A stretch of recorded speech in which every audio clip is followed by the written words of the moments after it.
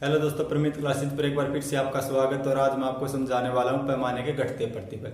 इससे पहले मैंने आपको बताया था पैमाने के बढ़ते प्रतिबल और पैमाने के समान प्रतिबल। अगर आप मेरी वो वीडियो देखना चाहते हो तो उसका लिंक आपको मेरी इस वीडियो के डिस्क्रिप्शन में मिल जाएगा, आप वहां जाकर देख सकते हो। तो आइए देखते हैं पैमाने के घटते प्रतिबल क्या है। नंबर 3, पैमाने के प्रतिबल का तीसरा पहलू, पैमाने के घटते प्रतिबल। पैमाने के प्रतिबल दीर्घकाल से संबंधित और दीर्घकाल में क्या सभी कारक परिवर्तनशील होते हैं। तो जब सभी साधनों को एक निश्चित अनुपात में बढ़ाया जाता है तो उत्पादन में उससे कम अनुपात में वृद्धि होती है, तो उसे हम पैमाने के घटते प्रतिबल कहते हैं। तो हम यहाँ पर दो कारक ले लेते हैं, श्रम और भूमि में प्रतिशत वृद्धि। उसके बाद लेते हैं टीपी में प्रतिशत वृद्धि। अगर श्रम तथा भूमि में 15% की वृद्धि होती है तो उत्पादन में इससे कम अनुपात में 10% की वृद्धि होगी। अगर श्रम तथा भूमि में 25% की वृद्धि होती है तो उत्पादन में इससे कम अनुपात में 15% की वृद्धि होगी। तो ये क्या पैमाने के घटते प्रतिबल। और परसेंटेज निकालने का मैंने आपको तरीका बताया था, तो थोड़ा सा एक बार फिर से मैं आपको समझा देता हूं। ये क्या है श्रम, ये क्या है भूमि, और ये क्या है श्रम और भूमि में प्रतिशत वृद्धि। 1 2 3 4 5 6 7 8 2 4 6 8 10 12 14 16। तो यहां पर देखिए आप, समान दर से वृद्धि हो रही है। ये क्या है साधन, और इन साधनों में क्या है समान दर से वृद्धि हो रही है। देखिए एक की, उसके बाद एक, उसके बाद एक, उसके बाद एक, उसके बाद एक, तो एक एक की क्या समान दर से वृद्धि हो रही है। बढ़ तो रहे हैं लेकिन एक एक की समान दर से। इधर देखिए ये भी क्या परिवर्तनशील कारक, बढ़ तो रहे हैं लेकिन दो दो की समान दर से वृद्धि हो रही है। तो समान दर से वृद्धि होने के फलस्वरूप उत्पादन में कितने प्रतिशत वृद्धि होती है या फिर किस अनुपात में वृद्धि होती है, उस अनुपात के हिसाब से हम पैमाने के प्रतिबल का पता लगा सकते हैं। तो पहले टीपी को लेते हैं। टीपी 10, 30, 60, 80, 100, एक यहां पर 110, उसके बाद 120, उसके बाद 125। उसके बाद यहां पर निकालेंगे टीपी में प्रतिशत वृद्धि। तो यहां पर देखिए एक एक की समान अनुपात से वृद्धि, यहां पर क्या दो दो की समान अनुपात से वृद्धि। तो जब सभी साधनों को एक निश्चित अनुपात में या समान अनुपात में बढ़ाया जाता है तो उत्पादन में होने वाली वृद्धि को पैमाने के प्रतिबल कहा जाता है। तो उत्पादन में किस प्रकार से वृद्धि होती है, यहाँ पर देखिए 20 की, यहाँ पर 30 की, तो क्या बढ़ रहे हैं। उसके बाद देखिए यहाँ पर 20 की, तो क्या कम होने लगे। उसके बाद यहाँ पर देखिए 20 की, तो समान दर से। तो यहां तक देखें तो क्या है पैमाने के बढ़ते प्रतिबल, क्योंकि 20 से 30 हो रही है। उसके बाद यहां से देखें तो 20-20, ये क्या समान, यहां पर क्या समान दर से वृद्धि हो रही। सभी साधनों को जब एक निश्चित अनुपात में बढ़ाया जाता है तो उत्पादन में क्या है समान दर से वृद्धि हो रही है। उसके बाद यहां से देखिए जब सभी साधनों को एक निश्चित अनुपात में बढ़ाया जाता है तो उत्पादन में क्या इससे कम अनुपात में वृद्धि होती है। यहाँ पर देखिए 110 से 120 10, 120 से 125 5, तो ये क्या कम, तो ये क्या पैमाने के घटते प्रतिबल। आई बात समझ में। अगर आपको यहाँ पर थोड़ा सा भी डाउट हो तो आप मुझे कमेंट कर सकते हो। और परसेंटेज मैंने आपको निकालने का तरीका बताया था, तो मैं सीधा लिख देता हूँ। यहाँ पर 100% की वृद्धि होती है, यहाँ पर 50% की, यहाँ पर 33% की, यहाँ पर 25% की, यहाँ पर 20%, यहाँ पर 16% की, और यहाँ पर कितनी थी निकाली थी 14% की। और यहाँ पर टीपी में परसेंटेज वृद्धि निकाले तो कितनी निकली थी, यहाँ पर 200% की, यहाँ पर 100% की, यहाँ पर 33%, यहाँ पर 25%, यहाँ पर कितनी थी 9%, 10%, यहाँ पर 9% और यहाँ पर 4%। तो यहाँ पर जब 100% की वृद्धि होती है तो इसके मुकाबले क्या वृद्धि ज्यादा। अगर 50 की होती है तो इसके मुकाबले क्या है, ज्यादा। तो ये क्या, पैमाने के बढ़ते प्रतिफल। उसके बाद परसेंटेज के हिसाब से देखें तो यहाँ पर 33% की वृद्धि होती है, तो यहाँ पर 33% की, यहाँ पर 25% की, तो यहाँ पर 25% की है क्या, समान प्रतिफल। उसके बाद यहाँ पर देखें, जब यहाँ पर 20% की वृद्धि होती है तो यहाँ पर 10, जब यहाँ पर 16% की वृद्धि होती है तो यहाँ पर 9, और जब यहाँ पर 14% की वृद्धि होती है तो यहाँ पर क्या है, 4% की वृद्धि। तो यह क्या, घटते प्रतिफल, क्योंकि साधनों में क्या ज्यादा अनुपात से वृद्धि हो रही है और यहाँ पर क्या है, कम अनुपात से, उत्पादन में कम अनुपात से, तो क्या है, घटते प्रतिफल। तो इसके बारे में मैंने आपको जब पैमाने के प्रतिफल समझाए थे तो वहां पर अच्छी तरह से समझाया था। लेकिन आज का हमारा टॉपिक क्या, पैमाने के घटते प्रतिफल। अगर आप इस तरीके से करना चाहो तो इस तरीके से भी कर सकते हो, OXY। यहां पर आपको क्या लेना, श्रम और भूमि में प्रतिशत वृद्धि, और यहां पर आपको लेना TP में प्रतिशत वृद्धि। जब इसमें ये क्या है, प्रतिशत वृद्धि किसमें, श्रम और भूमि में। जब इसमें 14% की, यहाँ पर 14% ले लेते हैं तो उत्पादन में कितनी, 4% की वृद्धि होती है, जब इसमें 14 की होती है। उसके बाद जब इसमें 16% की वृद्धि होती है तो उत्पादन में कितने परसेंट वृद्धि होती है, 9%। उसके बाद जब श्रम तथा भूमि में प्रतिशत वृद्धि 20% तो उत्पादन में कितनी वृद्धि होती है, 10%। तो इस तरीके से करना चाहो तो इस तरीके से भी कर सकते हो, यहां पर आपको अच्छे से समझ आएगा। लेकिन इजी आपके लिए ये तरीका रहेगा, तो आपको मैं इस तरीके से भी समझा देता हूं। श्रम तथा भूमि में 15% की वृद्धि होती है तो उत्पादन में क्या है, 10% की। तो ये क्या है हमारा डायग्राम, OXY। OQ को हम मान लेते हैं पैमाने के घटते प्रतिफल। तो 5, 10, 15, 20, 25, 5, 10, 15, 20, 25। यहां पर TP में प्रतिशत वृद्धि को लेना है और यहां पर श्रम तथा भूमि में प्रतिशत वृद्धि को लेना है। जब श्रम तथा भूमि में 15% की वृद्धि है, क्या 15% की, तो उत्पादन में क्या 10% की वृद्धि होती है। तो इसके मुकाबले यहां पर वृद्धि क्या, कम। जब श्रम तथा भूमि में 25% की वृद्धि होती है, क्या 25%, तो उत्पादन में क्या है 25% की वृद्धि होने पर उत्पादन में क्या, इससे कम अनुपात में वृद्धि होती है 15% की। तो जब श्रम तथा भूमि में 25% की वृद्धि होती है तो उत्पादन में क्या 15% की वृद्धि होती है। तो ये क्या, ये एरिया क्या है यहाँ पर ज्यादा, तो इस अनुपात के मुकाबले ये अनुपात क्या है, कम। तो इसे क्या कहेंगे, पैमाने के घटते प्रतिफल। तो उसके बाद हमारा टॉपिक क्या है, पैमाने के घटते प्रतिफल के लागू होने के कारण। तो क्या है, पैमाने के घटते प्रतिफल के लागू होने के कारण देखते हैं।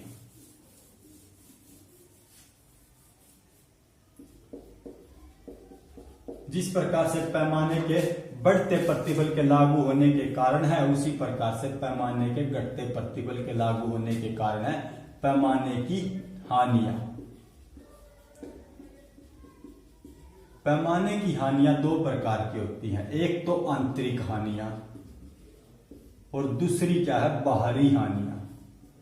आंतरिक हानियां, दूसरी बाहरी हानियां। जिस प्रकार से पैमाने की बचत दो प्रकार की थी, आंतरिक बचते और बाहरी बचते, उसी प्रकार से हानियां भी दो प्रकार की। किसी भी फर्म को क्या है, ये मान लेते हैं फर्म है, इस फर्म को क्या अनंत काल तक लाभ प्राप्त नहीं होगा, क्योंकि किसी भी फर्म को अनंत काल तक लाभ प्राप्त नहीं होता। अगर किसी फर्म को बचत प्राप्त होती है तो उसे हानि भी अवश्य प्राप्त होगी, कहीं ना कहीं जाकर उसे हानि भी उठानी पड़ेगी। मान लीजिए ये तालाब है और आपको बता दिया गया आप यहां तक जाओगे तो पानी क्या है, कम है, अगर आप इससे आगे जाओगे तो पानी ज्यादा और आप क्या डूब सकते हो, तो आपकी क्या है यहाँ पर जान को खतरा हो सकता है, तो आप इससे आगे नहीं जाओगे। तो सेम कंडीशन यहाँ पर देख लेते हैं, ये क्या फर्म है, तो इसका इतना आकार है, अगर आप इसके आकार को और ज्यादा बढ़ाना चाहोगे तो यहां तक अगर आपको बचत प्राप्त होती है और इसके आगे अपने आकार को यहां तक बचत प्राप्त होती है और अगर आप इसके आकार को और ज्यादा बढ़ाओगे तो और ज्यादा बढ़ाने के कारण आपको क्या है, हानियां उठानी पड़ेगी। अब आपको बचत प्राप्त नहीं होगी, हानि प्राप्त होगी, क्योंकि किसी भी फर्म को अनंत काल तक बचत प्राप्त नहीं होती, एक सीमा के बाद उसको क्या है, हानि उठानी पड़ती है। अनंत काल तक मैंने आपको बताया था पिछली वीडियो में, पढ़ाई चलती है। आप जितना भी पढ़ोगे आप शिक्षित होते जाओगे, आपको उतना ही ज्ञान मिलेगा, जितना आप पढ़ोगे आपको उतना ज्ञान मिलेगा। पढ़ाई आप बांटना चाहो तो बांट सकते हो, बांटने से थोड़ा सा भी कम नहीं होगी, बल्कि आप औरों के साथ इसे शेयर करोगे तो आपको क्या है, और ज्यादा नॉलेज प्राप्त होगी। तो आप पढ़ाई को तो अनंत काल मान सकते हो, क्योंकि ये क्या अनंत काल तक, अंतिम समय तक चलती है, लेकिन बचत अंतिम समय तक नहीं चलती है। किसी न किसी फर्म को कहीं न कहीं जाकर हानि उठानी पड़ती है। तो आइए देखते हैं आंतरिक हानियां क्या है। आंतरिक हानियां वे हानियां जो केवल एक ही फर्म को उठानी पड़ती है, केवल एक ही फर्म को उठानी पड़ती है। ये हानियां किसी दूसरी फर्म को नहीं उठानी पड़ती। ये हानियां केवल उसी फर्म को उठानी पड़ती है जो एक सीमा के बाद अपने उत्पादन को बढ़ाना चाहती है, अपने पैमाने के स्तर को बढ़ाना चाहती है। मान लीजिए फर्म का आकार पहले इतना था, अगर वो थोड़ा सा बढ़ा देती है तो यहाँ पर उसे बचत प्राप्त होती है। अगर इससे ज्यादा और ज्यादा बचत प्राप्त करने के लिए अपने पैमानों को बढ़ा देती है तो उसे हानियां प्राप्त होने लगती हैं। मैंने आपको बताया था किसी भी फर्म को अनंत काल तक बचत प्राप्त नहीं होगी, कहीं ना कहीं जाकर उसे हानियां उठानी पड़ेगी। यहाँ पर हानियां क्यों उठानी पड़ेगी? इस आकार तक तो आपके पास धन भी पर्याप्त था, श्रमिक भी अच्छे थे, लेकिन आपको अगर फर्म का आकार या पैमाना बढ़ाना है तो श्रमिकों की भी आवश्यकता होगी, धन की भी आवश्यकता होगी, फिर उसको क्या बेचना भी है, मार्केटिंग की भी आवश्यकता होगी। तो आंतरिक हानियां कई प्रकार की हैं। तो सबसे पहले लेते हैं नंबर 1, प्रबंधकीय अबचत भी बोल सकते हैं या फिर हानियां, प्रबंधकीय अबचत। तो प्रत्येक फर्म के पास क्या कुशल प्रबंधक और उद्यमी होते हैं। तो वे क्या है, अपने डिपार्टमेंट में अच्छे से काम करते हैं। तो प्रबंधक के कार्य को क्या कई विभागों में बांट दिया जाता है और प्रत्येक विभाग में क्या एक एक्सपर्ट जिसे हम विशेषज्ञ बोलते हैं उसको नियुक्त कर दिया जाता है। जब आप फर्म का आकार बढ़ा दोगे तो विभाग भी क्या बढ़ जाएंगे। और क्या है, जब विभाग बढ़ जाएंगे तो वहां पर क्या काम करने वाले कर्मचारियों की भी संख्या बढ़ जाएगी। तो जब विभाग बढ़ जाएंगे तो यहां पर क्या है, निर्णय लेना और उस निर्णय को लागू करना क्या होगा, उस निर्णय को लेने और लागू करने में देरी होगी। तो ऐसे में क्या है, समय खर्च होगा, अब समय की बचत नहीं होगी। तो जब फर्म अपना एक सीमा के बाद पैमाना बढ़ा देती है तो उसे प्रबंधकीय हानि उठानी पड़ती है, क्योंकि यहाँ पर श्रमिक ज्यादा हो जाते हैं। श्रमिक ज्यादा होने के कारण इनके बीच तालमेल स्थापित करना, जिसे हम समन्वय बोलते हैं, वो स्थापित करना, वो बनाए रखना एक बड़ी चुनौती बन जाती है। तो ऐसे में क्या है, फर्म को प्रबंधकीय अबचतें प्राप्त होने लगती है। उसके बाद बात करते हैं नंबर 2 पर, श्रम अबचतें या फिर इन्हें हम हानियां भी बोल सकते हैं। आपको इस बात का पता है कि प्रत्येक फर्म के पास कुछ कुशल, जिन्हें हम योग्य बोलते हैं, योग्य श्रमिक होते हैं। तो यहां तक आपको योग्य श्रमिक मिल जाएंगे जो अपने काम को आसानी से कर सकते हैं, अपने कार्य को करने में निपुण है, जो मशीन उनको दी गई है वो उन मशीनों को चला सकते हैं। तो यहां तक तो ठीक है, लेकिन अगर फर्म अपना आकार बढ़ा देती है तो ये योग्य कुशल श्रमिक आगे जाकर प्राप्त नहीं होंगे, क्योंकि ये क्या सीमित मात्रा में यहां तक प्राप्त हो लिए। उसके बाद अगर आप मशीनों पर और श्रमिक लगाना चाहते हो तो जरूरी नहीं कि आपको योग्य श्रमिक मिलेंगे, आपको अयोग्य श्रमिक, क्योंकि जल्दबाजी में आपको क्या है, अयोग्य श्रमिक लगाने पड़ेंगे। और जब ये अयोग्य श्रमिक इन श्रमिकों के साथ काम करेंगे तो इनका उत्पादन क्या अच्छा नहीं होगा, तो उत्पादन बढ़ने के स्थान पर कम हो जाएगा। क्यों हो जाएगा कम? क्योंकि ये श्रमिक क्या है, पहले से अपने काम में निपुण है, तो ये अच्छे से काम कर सकते हैं, इन्हें मशीनों की जानकारी है और काम करने का तरीका भी पता है। लेकिन ये अयोग्य श्रमिक है, नए श्रमिक है, इनको पता नहीं कि किस तरीके से काम करना, किस प्रकार काम करना है। तो इनको काम करने में क्या है, समय, धन और ऊर्जा खर्च होगी।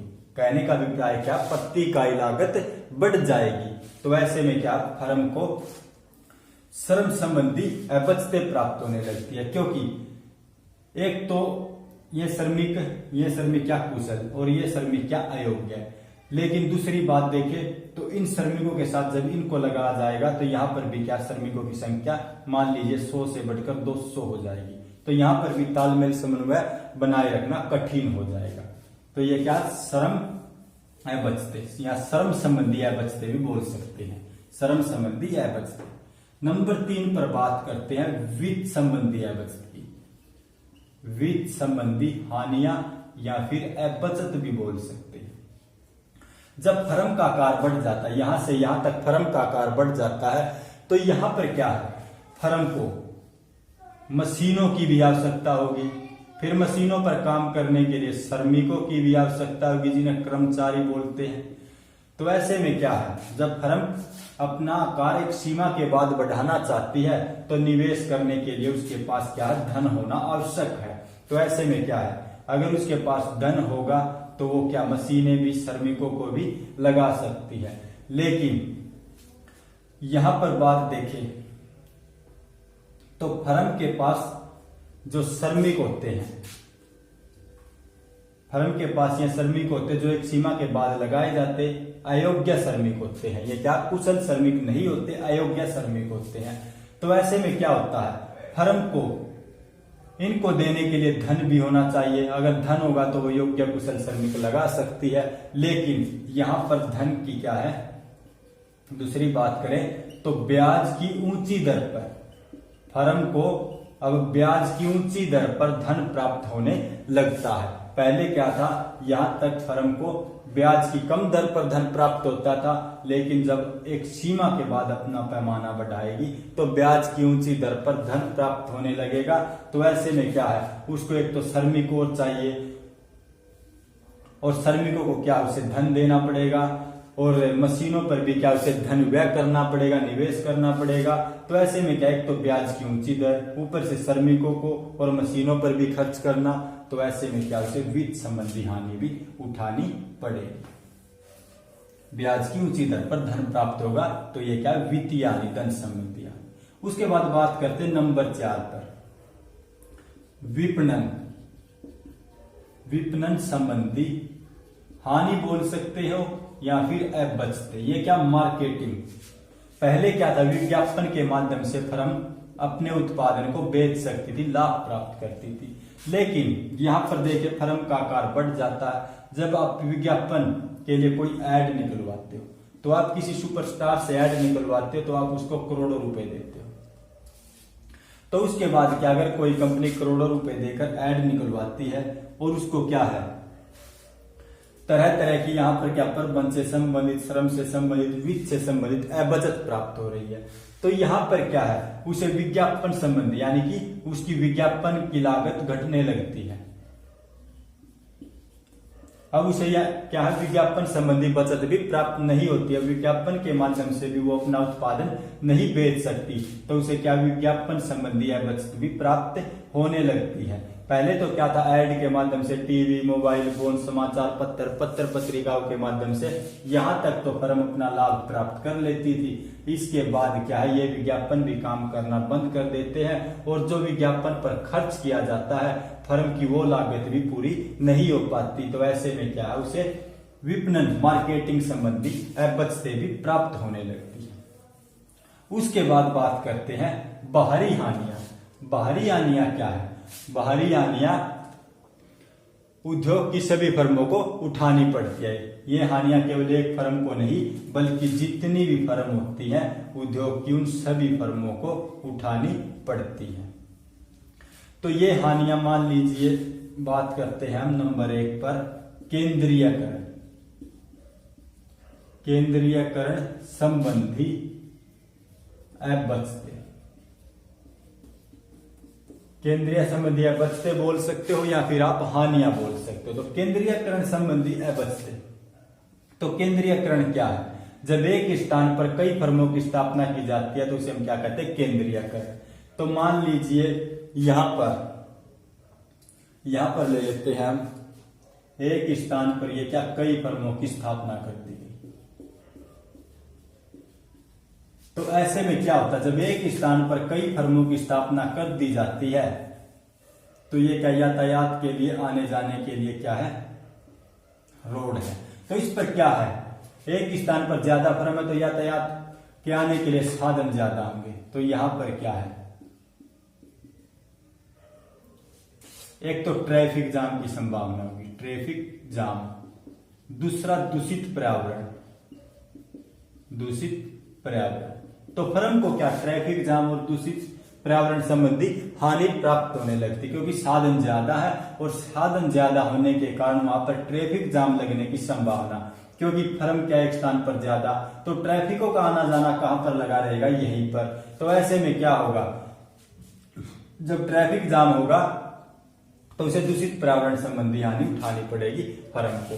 दूसरी बात जो आपको ध्यान रखनी है, जो कच्चा माल फर्म प्राप्त करती थी वो कच्चा माल भी महंगा हो जाएगा और फर्म क्या है? ज्यादा, तो ऐसे में क्या? वो कम मात्रा में मिलने लगेगा। एक तो महंगा हो जाएगा, दूसरा क्या? कम मात्रा में मिलेगा। दूसरी बात, एक स्थान पर फर्म क्या? ज्यादा, तो योग्य श्रमिक, जिन्हें हम कुशल श्रमिक बोलते हैं, जो अपने काम में निपुण होते, वो मिलने भी कम हो जाएंगे। उसके बाद धन ब्याज की ऊंची दर पर प्राप्त होने लगेगा। तो ऐसे में क्या? बहुत सारी फर्म तो अपना काम करना बंद कर देगी। अपनी जो काम करने पहले क्या था, जब फर्म अपना यहां तक आकार बढ़ाती थी, यहां से यहां तक, तो उसे क्या है? धन भी अच्छे से प्राप्त हो रहा था। लेकिन अगर वो ज्यादा आकार बढ़ा देती है तो ज्यादा आकार बढ़ाने के कारण क्या है? ये उद्योग है, मान लीजिए ये ऊन का उद्योग है और इसके बहुत सारी फर्म है, A, B, C, D। तो ऐसे में क्या है? अगर फर्म को यातायात से संबंधित हानि, कच्चा माल से संबंधित हानि, उसके बाद धन से संबंधित, श्रमिकों से संबंधित हानि उठानी पड़ेगी, तो बहुत सारी फर्म क्या? अपना उत्पादन बंद कर देती है। तो बहुत सारी फर्म क्या है? उत्पादन बंद कर देती है। लेकिन जो आपको बात ध्यान रखनी वो क्या है? जो योग्य श्रमिक होते हैं, योग्य श्रमिक नहीं, सॉरी बच्चों, योग्य उद्यमी, जो योग्य उद्यमी होते हैं वो प्रबंधकीय हानि है क्या? प्रबंधकीय बचते या फिर प्रबंधकीय हानि, इनको तकनीकी किफायतों से अधिक नहीं होने देते हैं। तकनीकी किफायतें, जिन्हें हम बचत भी कहते हैं, इनसे अधिक नहीं होने देते हैं। इनको क्या? बराबर रखते हैं, बिल्कुल बराबर रखते हैं। तो ऐसे में क्या? वो पैमाने के समान प्रतिफल प्राप्त करते रहते हैं। जब हानियां और बचतें एक दूसरे के बराबर होती हैं तो पैमाने के समान प्रतिफल प्राप्त होते हैं और वो क्या है? पैमाने के घटते प्रतिफल से बचे रहते हैं। तो ये था आज का हमारा टॉपिक, पैमाने के घटते प्रतिफल। ये क्या है? पैमाने के घटते प्रतिफल की तालिका, उसके बाद ये हमारा डायग्राम, और ये पैमाने के लागू होने के कारण पैमाने की हानियां, आंतरिक हानियां और बाहरी हानियां। आंतरिक हानियों की बात करें तो प्रबंधकीय हानि, श्रम संबंधी हानि, वित्त संबंधी हानि, विपणन संबंधी हानि, और बाहरी हानि की बात करें तो केंद्रीयकरण से संबंधित हानि। तो आशा करता हूं कि आपको वीडियो अच्छी तरह पसंद आई होगी। अगर वीडियो पसंद आई तो अपने दोस्तों के साथ शेयर करना, चैनल को सब्सक्राइब करना और वीडियो को लाइक करना। धन्यवाद।